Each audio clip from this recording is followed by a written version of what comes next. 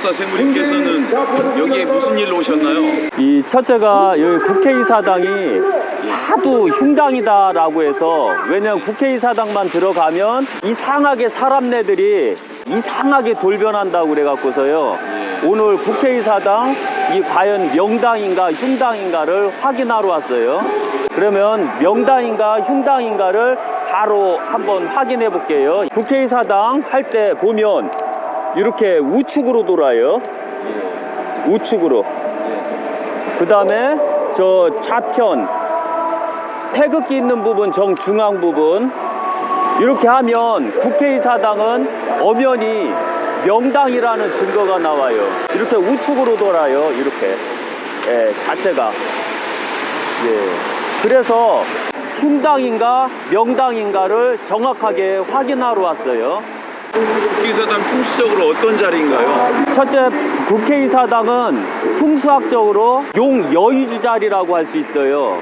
왜? 한강이 돌면서 모래가 쌓이고, 오랜 세월 모래가 쌓이고 또 쌓여갖고 흙이 모이고 해서 바로 응집이 된 자리라고 해요. 그래서 국회의사당은 옛날에 이 터 자체가 다 모래벌로 이루어져 있어요.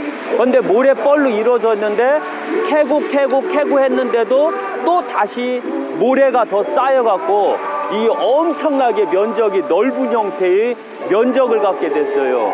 그래서 바로 이 모래가 용의 물로 인해서 쌓였다라고 해서 국회의사당은 바로 용여의주라고 할 수 있는 터예요. 국회의사당이 좋은 자리에 있다면 왜 국회의원에게는 도덕성과 대한민국을 사랑하는 애국심이 없는 그런 경우, 무슨 경우인 거예요? 첫째가 가장 한심한 게 뭐냐면 우리 국민들한테 문제가 있어요. 국회의사당은 엄연히 명당이에요. 엄연히 명당이면 모든 자들이 명당에 왔으면 명당의 맑고 깨끗한 역할로 인해서 모든 게 다 돼야 되는데, 안타깝게도 국회의사당만 들어오면 사람네들이 이상해지고, 그 다음에 또 하나 뭐냐면 진짜 국민들은 손모가지를 다 잘라버려야 돼요. 왜 잘라야 되냐면 우리가 바로 이 훌륭한 국회의사당 안으로 우리 스스로가 우리 국민 세금을 통해서 다 진 거 아니에요. 그럼 이 깨끗하고 맑은 국회의사당, 이렇게 명당혈이 흐르는 이 국회의사당에는 맑고 깨끗한 자들만 들어가야 되는데, 안타깝게도 우리 스스로가 전과자, 도둑놈, 사기꾼, 어떻게 하면 국민들 세금을 뽑아 먹으려고 하는 이 도둑놈들을 국회의원을 뽑았기 때문에 그런 거예요. 바로 우리 국민 스스로가 개자식이 된 거예요.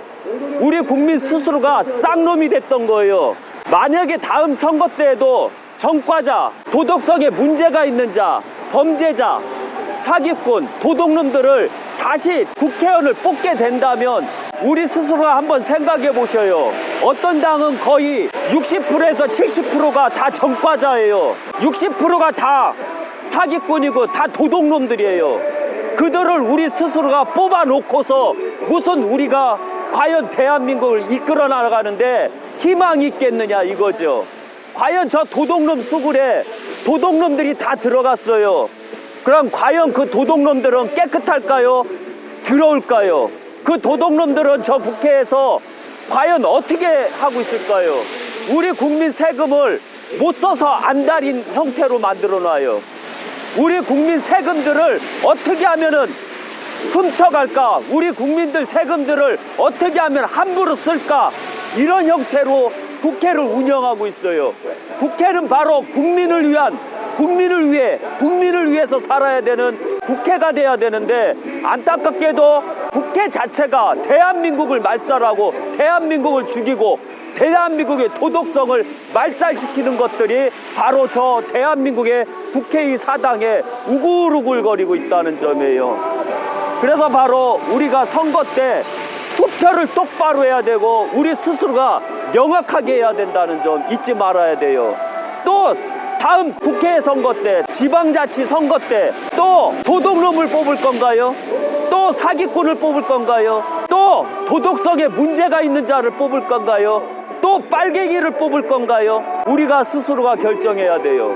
만약에 다음에 또 나온 자들 중에서 또 전과자를 뽑는다든가 도덕성에 문제가 있는 자를 뽑게 되면 우리 스스로가 다 손모가지를 잘라버려야 돼요. 도장을 찍었던 손들을 다 잘라버려야 돼요. 바로 그래서 오늘 국회의사당에 온 거예요. 오늘처럼 추운 날에 이렇게 애국열사들께서 이렇게 텐트를 치고 태극기를 걸고 열심히 나라를 살리고자 고생을 하고 계세요. 예, 여기에 보시면 박근혜 대통령께서 얼마나 고생을 하고 계신가를 정확하게 알고 있어야 돼요. 첫째가 보면 박근혜 대통령은 무죄예요. 왜? 국정원 돈을 64억을 썼다면 문재인은 작년도 2018년도에 거의 90억을 썼어요. 노무현이는 5년 만에 5천억을 썼고, 그러면은 바로 박근혜 대통령은 돈을 엄청나게 아꼈던 거예요. 그런데 돈을 엄청나게 안 썼던 분은 구속이 되고, 돈을 엄청나게 많이 썼던 사람들은 구속이 안 되고 있는 거예요. 제가 봐도 박근혜 대통령은 너무 억울해요. 지금 대한민국은 망하고 있습니다. 대한민국 국민들이여 일어나서 대한민국을 살려주세요. 제발 부탁입니다. 대한민국을 살려주세요. 제발 부탁입니다. 언제 빨갱이들한테 넘어갈 수 있습니다. 제발 좀 살려주십시오. 다시 일어나서 제발 좀 살려주십시오. 제발 부탁입니다. 대한민국을 살려주세요. 박근혜 대통령은 이 시대의 영웅이에요. 대한민국을 살리는 영웅이에요. 박근혜가 뭘 잘못했는가요? 박근혜가 뭘 잘못했는가요? 어떤 무식한 사람들은 최순실이 꼬봉이다, 최순실이 꼭두각시다 이렇게 말하는데 박근혜가 뭘 잘못했나요? 지금 최순실하고 연관된 사건 내용이 나왔나요? 그것 때문에 구속이 됐나요? 박근혜 대통령은 너무 억울하고 무식한 국민들 때문에 지금도 이 추운 겨울에 교도소에 있어요. 우리 스스로가 생각을 해야 돼요. 바로 대한민국을 살리고자 한다면 박근혜 대통령을 살려야 돼요. 이 시대의 마지막 이분이 아니면 대한민국은 망해요. 박근혜를 살려야지 대한민국이 살 수 있어요. 박근혜를 살려주세요. 그래야 대한민국이 살 수가 있어요. 그래야지 바로 우리가 살 수가 있어요. 박근혜가 죽으면 우리도 죽어요. 2035년까지 우리는 희망이 없어요. 우리는 망하게 될 거예요. 내년서부터 보세요. 우리가 어떻게 망하는지를 내년부터 보세요. 제가 엄연히 6.25 약사생물사 3강에서 이미 말씀드렸어요. 2019년 음력 5월부터 우리나라는 작살날 것이다. 아무것도 하지 말라. 사업도 하지 말라. 투자도 하지 말라. 아무것도 하지 말라라고 이미 말씀드렸어요. 바로 그게 정확하게 들어왔고 내년에 우리나라는 끝난 거예요. 내년에 건설업이 거의 50%가 다 도산이 될 거고 다 부도가 날 거예요. 기업들은 흑자 전환이 아니라 적자 전환으로 들어가서 인원 감축이 본격적으로 들어가게 될 거예요. 바로 그게 바로 우리나라를 망치는 일이에요. 한번 보세요. 전라도도 보시고 강원도도 보세요. 지금 미분양 사태로 얼마나 많은 사람들이 죽고 있어요. 대한민국을 살려주세요. 박근혜 대통령을 살려야지 대한민국이 살 수 있다는 거 우리 국민 스스로가 정확하게 이해하고 정확하게 생각해야 돼요. 바로 미래라는 것은 현재 보여줄 수가 없어요. 꼭 그 시대가 가야지만 우리가 볼 수가 있는 거예요. 박근혜 석방 언제 합니까? 언제 석방이 아니라 박근혜 대통령이 딱 나오면 이렇게 물어보셔야 돼요. 이 대통령이 될까요? 이 대통령이 될까요? 딱 물어보세요. 어떤 사람들은 이 대통령이 됩니다. 이 대통령이 됩니다. 저는 그렇게 얘기 안 해요. 제가 대통령 딱 선거할 때 되면 나라 망합니다 이렇게 써요. 진짜 배기들은 누가 대통령이 됩니까 안 됩니까가 아니에요. 이 사람이 대통령 되면 나라 망합니다. 이 사람이 되면 안 망합니다. 선택하라 이런 식으로 맞아요. 그러니까 박근혜 대통령이 바로 석방이 되면 가장 먼저가 당 다 망하고요. 당 다 망해요. 왜? 거짓이 탄로났으니까요. 이해 가시겠어요? 이게 가장 중요해요. 그리고 박근혜 대통령이 다시 대통령을 할 것인가 안 할 것인가. 저는 해줬으면 좋겠어요. 왜냐하면 이 사람밖에 나라를 살릴 사람이 없는데 어떻게 해요? 답이 없어요. 또 궁금한 거는요. 다음 대통령은 누가 될 것 같은지 예언해 주십시오. 예언 안 해요. 왜 예언 안 하냐면 나라가 뻔히 망해요. 그건 본인네들 손모가지에 달려있는겨. 예를 들면 제가 원하는 대통령이 나오면 찍어야 되는데 제가 원하는 대통령 나와봤자 안 돼요. 그리고 그렇게 얘기하면 또 선거법에 걸려요. 그런데 제가 가장 현재 원하는 대통령은 그 사람은 아직 그릇은 아니에요. 그런데 조금 더 두고 봐야 돼요. 더 커야 돼요. 그런데 그 사람도 요새 근래 들어서 정치 쪽으로 조금 들어가더라고요. 그리고 지금은 현재는 없어요. 그리고 만약에 나온다면 밖에 없어요. 현재는 대처할 사람이. 그런데 우리가 그 사람들이 대통령 나올 것 같아요? 안 나올 것 같아요? 제가 보는 거는 대통령이 돼서 우리나라를 살릴 사람을 보는 거예요. 우리나라를 죽일 사람을 예언하는 게 아니라 우리나라를 살릴 사람을 예언하는 거예요. 그럼 가 나올 것 같아요? 안 나올 것 같아요? 두려워서 안 나와요. 제가 그때 딱 왔을 때 자기가 있잖아요. 그 당 편으로 해갖고 나온다던가 아니면 한당으로 나온다던가 해서 깨지자니 한번. 그 다음에 난 대통령 하겠다라는 꿈을 갖고 했으면 벌써 대통령 됐어요. 대통령 될 때는 저력이 있어야 되고 무대포 정신이 있어야 돼요. 그런 사람만이 대통령 되는 길. 대통령은 그 시대를 내다보는 능력이 있어야 되는 거예요. 그런데 그 시대를 내다보지 못하는 능력 갖고 있는 사람들이 대통령 되면 돼요? 차라리 손모가지를 끊어놓는 게 나아요. 나 투표 안 하겠다고. 이해 가시겠어요? 현 대통령은 이번 총선 끝나면 탄핵됩니까? 아니요. 그렇게 저기 하면 안 돼요. 지금 탄핵시키면 어떤 일이 생길 것 같아요? 저희가 다 죽어요. 국민들이 또 촛불 집회에서 또 옛날 같이 국민들 믿지 마세요. 국민들이 대통령을 뽑지 촛불시로 뽑으면 언제 있었지 현대사에서 그런 시점이 승만 때 4.19 때 우리가 윤보선이를 대통령 시켰죠. 어떤 일이 생겼나요? 우리가 시위를 하고 끌어내릴 때는 이 사람 많지 능력을 가진 자가 있을 때 끌어내려야 되는겨. 이 사람 많지 능력이 없으면 함부로 끌어내리면 안 되는 거예요. 이승만이가 뭘 잘했죠? 이승만이가 잘한 거, 최고 잘한 거.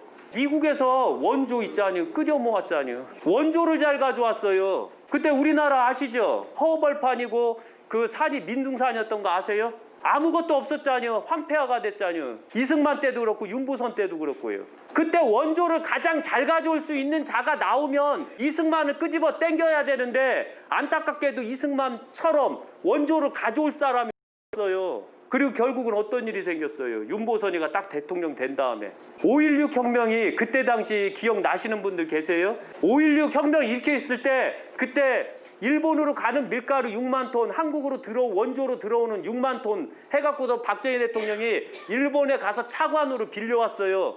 합의 12만 톤을 다 풀어버린 거예요. 한국에. 그래서 밀가루 대통령, 보릿고개 대통령이라고 그때 박정희 대통령을 보릿고개 대통령이라고 했던 거예요. 바로 윤보선 대통령이 대통령 됐을 때 그걸 해결을 못했기 때문에 윤보선이는 얼마 못하고 5.16을 맞았던 거예요. 이때 바로 국민이 선택했던 거예요. 국민은 순간적으로 확 일어나면 앞뒤 분간을 못해요. 미래를 생각 못하고 순간적으로만 헤쳐나가는 거예요. 그 결과가 다 망하는 거예요. 때로는 국민이 선택할 때는 준비되어 있는 우두머리가 선도를 해서 끌고 갈 때는 다 승리를 해요. 그런데 이 승리를 할 때는 엄청나게 준비를 다 해놔요. 그 사람들은. 그런데 안타깝게도 4.19는 준비가 안 됐고 바로 촛불 2016년 12월도 바로 준비가 안 된 상태였던 거예요. 우리가 그 대처할 만한 대통령이 없었기 때문에 박근혜를 대처할 만한 능력을 가진 대통령이 없었기 때문에 바로 이런 일이 생겼던 거예요. 그래서 역사를 정확하게 볼 때는 항상 역사관을 라인을 땡겨야 돼요. 박근혜가 이렇게 되면 조금 관망하면 아 강해군하고 똑같구나. 문재인은 인조구나. 생각해 본 적 있어요? 없죠? 이것만 알면 바로 역사를 볼 수가 있는 거예요. 예를 들면 딱 병자호란이 일어난 다음에 어떤 일이 생겼어요? 우리 남녀가 엄청나게 착출됐죠? 끌려가자니요. 그 활 봤죠? 오늘 가셔서 영화 화라를 한번 보세요. 거기에 잘 나오더라고요. 그리고 인조에 대해서 한번 잘 보세요. 그때 바로 일지매가 나오고 도둑놈들이 엄청 나오는 걸 보셔야 돼요. 예, 이런 게 바로 그런 역사에서 찾아볼 수 있는 거예요. 2022년에는 금박금이라고 했는데 예, 금박금은 이제 정신 차리는 거예요. 정신. 금박금이 뭔가요? 거기 써있죠 여기. 이게 예언하는 방법 중에 하나인데 나부모행을 꼭 확인 꼭 하세요. 이거 보고서 예언을 하면 정확해요. 아주 정확해요. 아셨죠? 그래서 금박금이라는 건 대나무 모양으로 만든 얇은 금속판으로 주변을 화려하고 강하게 해주는 금속 갑옷이라는 뜻이에요. 옛날 갑옷을 보면 요런 식으로 돼요. 요런 식으로 해서 이 쇠 있죠. 쇠. 대나무 모양으로 잘라버려 이게. 이렇게 해서 이거를 이어붙여요. 이렇게. 이어붙여 이런 식으로. 이런 식으로요. 잘못하면 이때 전쟁이 일어난다는 얘기도 들어가요. 왜? 갑옷을 입었잖아요. 그러면은 전쟁이 일어난다면 2022년서부터 23년까지 이 전쟁이 들어가는 거죠. 전쟁은 안 일어나지만 전쟁이 일어난다.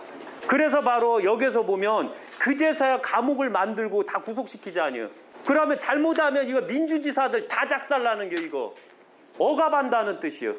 그래서 이런 일이 안 생기려면 이게 두 가지가 있어요. 꼭 운명에는, 항시 운명에는 양과 음이 있어요. 만약에 우리가 갑옷을 입으면 우리가 정신 차렸다는 뜻이요. 민주화가 예를 들면은 방공이 정신을 차리면 갑옷을 입을 것이고, 우리가 정신을 못 차리면 전쟁으로서 갑옷을 입는다는 뜻이에요.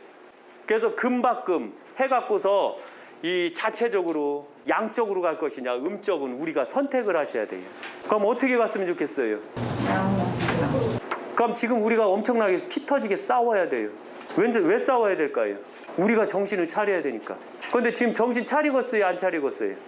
그런 걸 명심 또 명심하세요. 그래서 금박금은 바로 갑옷을 입는다라는 뜻이에요. 그럼 싸운다. 감옥 다음에 갑옷을 입는다.